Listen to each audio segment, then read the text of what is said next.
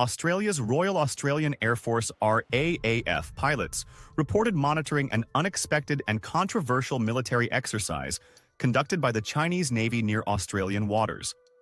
According to Australian defence personnel, the People's Liberation Army Navy, Plan Frigate, transmitted warnings via civilian emergency radio frequencies, announcing the execution of a live-fire military exercise as it navigated around Australia in February. This unprecedented military maneuver, which took place in the Tasman Sea, a stretch of water between Australia and New Zealand, led to considerable disruptions, forcing at least 49 commercial flights to alter their original flight paths significantly. The airspace reroutes raised safety concerns and brought renewed scrutiny over communication protocols in international waters. Despite assurances from China that sufficient advance notice of the drill was provided in line with international maritime law, authorities in both Australia and New Zealand have criticized the notification process. They argued the communication fell short of internationally accepted best practices, potentially endangering civilian aircraft and raising broader security implications. Commercial airlines first became aware of the live fire drill under unusual circumstances. A Virgin Australia pilot inadvertently intercepted the plan's radio transmission on the International Civilian Emergency Frequency, 121.5 megahertz. Such a method of communication is typically reserved for distress or emergency situations, adding further contention to China's actions. The unusual nature of the incident swiftly escalated into a domestic political issue in Australia.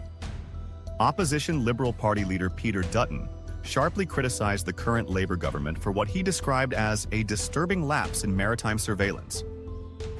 Speaking publicly ahead of the forthcoming national elections, scheduled to take place by May, Dutton accused the government of effectively outsourcing critical national security monitoring to a civilian airline pilot, undermining the capabilities and responsibilities of Australia's military. It is unacceptable that our national maritime surveillance and early warning system apparently relied upon a civilian airline pilot's incidental interception, Dutton remarked, emphasizing the seriousness of the perceived lapse.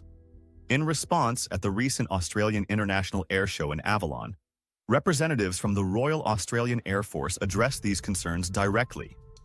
They detailed how Australia's advanced maritime patrol aircraft, the Boeing P-8A Poseidons, were indeed actively monitoring the Chinese frigate's activity at the time of the incident. This information had not been previously disclosed, offering a new perspective to counter the political criticism. RAAF Flying Officer Patrick Makem, who operates the P-8A Poseidon, clarified that these military aircraft had been carrying out extensive surveillance patrols described as high-duration, high-frequency sorties, closely tracking and recording transmissions from the Chinese vessel via UHF and VHF channels. Makem stated the intercepted Chinese communications were fairly typical military warnings, clearly stating their position and openly declaring their intent to conduct live-fire exercises. The transmissions we intercepted were standard military announcements, Makem explained, comparing them to routine warnings that any naval force might broadcast prior to engaging in exercises involving live ammunition. Moreover, Air Commodore Gus Porter, Director General of the RAF's Air Combat Capability, further clarified the operational strategy of Australia's surveillance operations. Porter emphasized that constant, round-the-clock proximity monitoring of military exercises is not always necessary, given modern surveillance capabilities. He explained that the P-8A aircraft's sophisticated equipment allows for detailed tracking without continuously hovering directly above naval groups. Our Poseidon aircraft are highly capable, Air Commodore Porter affirmed, primarily intended for anti-submarine warfare, surface warfare, and general maritime intelligence gathering. They're strategically deployed to deter potential aggression and ensure the safety of maritime routes. The Australian P-8A Poseidons routinely conduct similar surveillance patrols in international waters, notably including the strategically sensitive South China Sea region.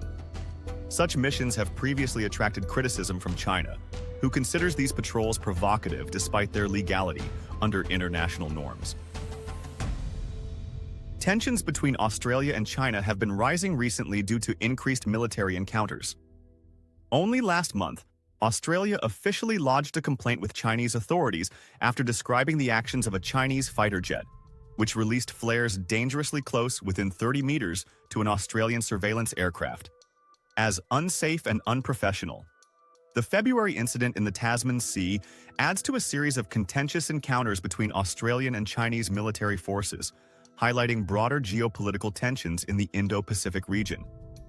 These incidents underscore ongoing concerns about the balance of military power and communication transparency in a region marked by increasing strategic rivalry. As Australian authorities continue assessing the implications of China's recent military maneuvers, the incident also fuels broader international discussions about maritime security protocols and crisis communication channels. With Australia's upcoming elections looming, defense preparedness and national security are expected to remain prominent topics, shaping public debate and policy decisions in the months ahead.